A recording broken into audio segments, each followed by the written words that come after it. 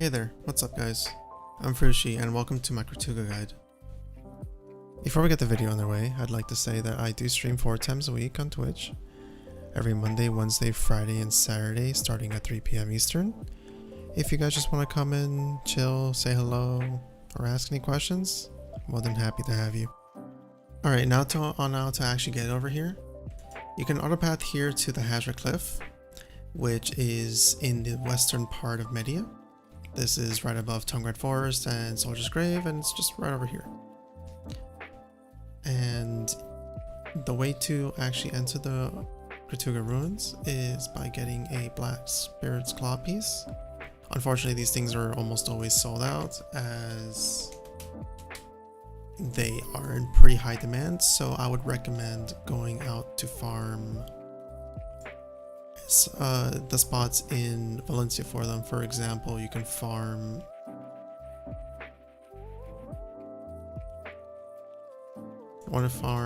Sulfur or Pilaku or Gahaz, and after you get a claw you can head over here.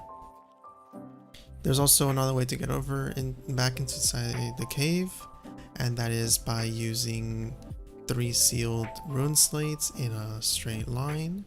And they create the unsealed rune slate, which is your key.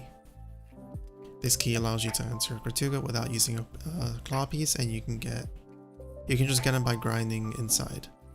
Now on how to actually enter this area, when you first enter, you want to take this entrance right here, and from then on you can head over to the door.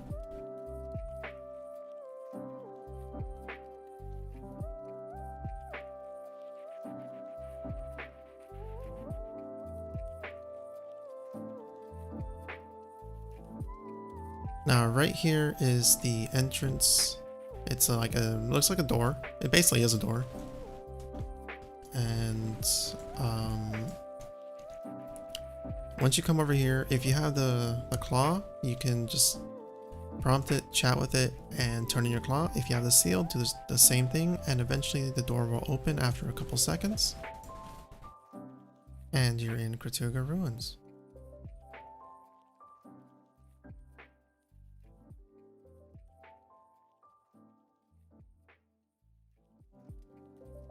In we go!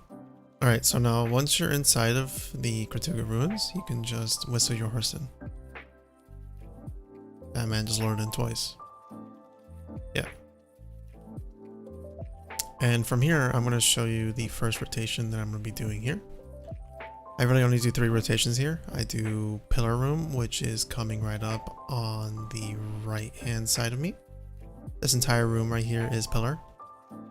Really big room. It's really hard to overclear this room. And then I'm going to be going over to Small Double, which is a double room. Now the interesting part about double room is that it gives you 2 chances to really spawn in the Leighton. Both rooms have a chance to, and you're more than likely gonna get at least 1 or 2 events every hour in this spot. If you're lucky, maybe more. I've had an hour where I've gotten 4 events. But at the end of the day, it's all RNG. Now, if you want to have a safe place to put your horse, you just climb up these rocks over here, and you can just whistle your horse over. It's also a pretty good spot to put your tent down, as you can, there's a flat surface right in front of you. But yeah, on to the next room. And from here, from Small Double, I'm actually going to take you guys over to the other double room in this area.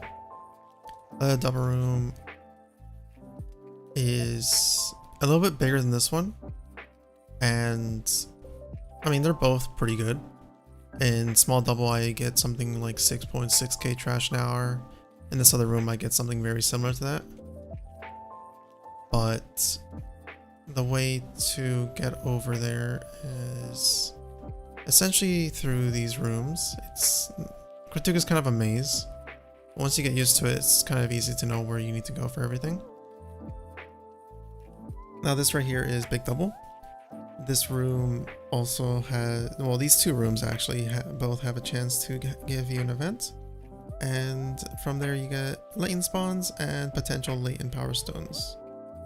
But these rooms are both really big.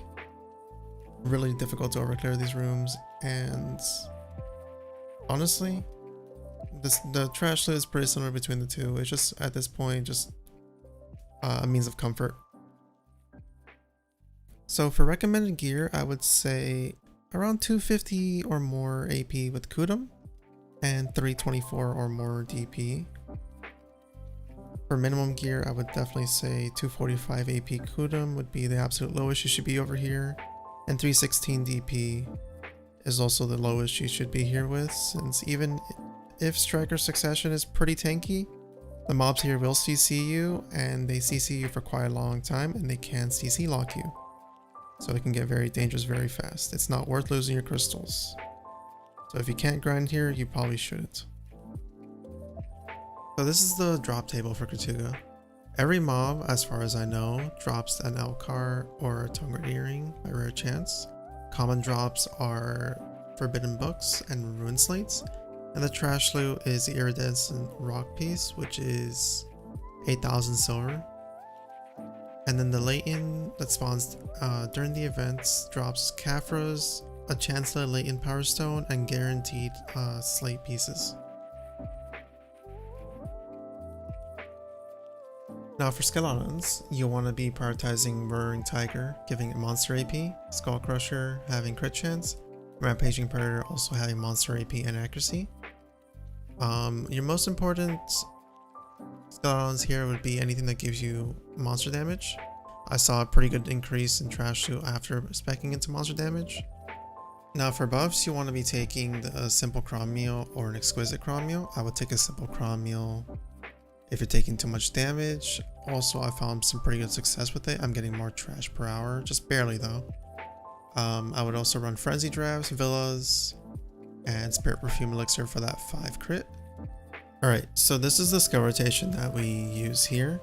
We start by pulling the mobs using Crouching Wolf or Rage Hammer, and then we follow it up with Somersault into its flow, into Skull Crusher, dashing behind them into Rampaging Predator, Roaring Tiger, into the Adamantine Tree. If the Adamantine Tree consists of Adamantine into Ankle Hook and Martial Diva, if they're not dead at this point, you want to quickly transition into the Crimson Fang tree, which is Crimson Fang into Flow Death Strike into Combo Venom Fang and Final Blow. And that looks a little bit something like this. And at this point, they should all be dead. These mobs are relatively squishy and die pretty quickly, so you shouldn't have too much of an issue past that point. It's important to note though that the reason why we're doing the entirety of the Somersault combo is because the second part, the Rising Blast combo, is a super armor, and this enables you to not get CC'd because you transition from that into Skull Crusher. And then dashing behind them is also protected, and then you go into Rampaging Predator, which is also protected. So you're protected basically the entire time you're doing this. And the points that you're not protected doesn't really matter, as the mobs can't CC you at that point. They're either dead or they're not really hitting you.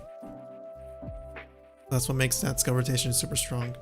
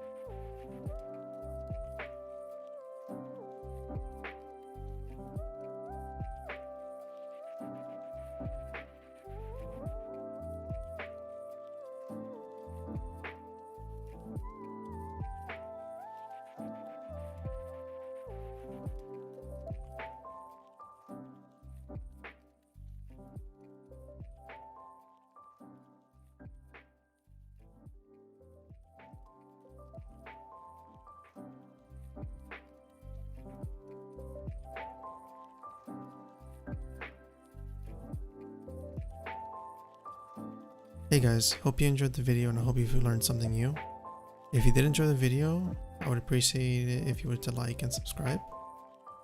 And as well as give me feedback for anything you want to see in the future. I'm currently working on a Hystria guide as well as I have plans for an Aakman one in the future. So stay tuned for those.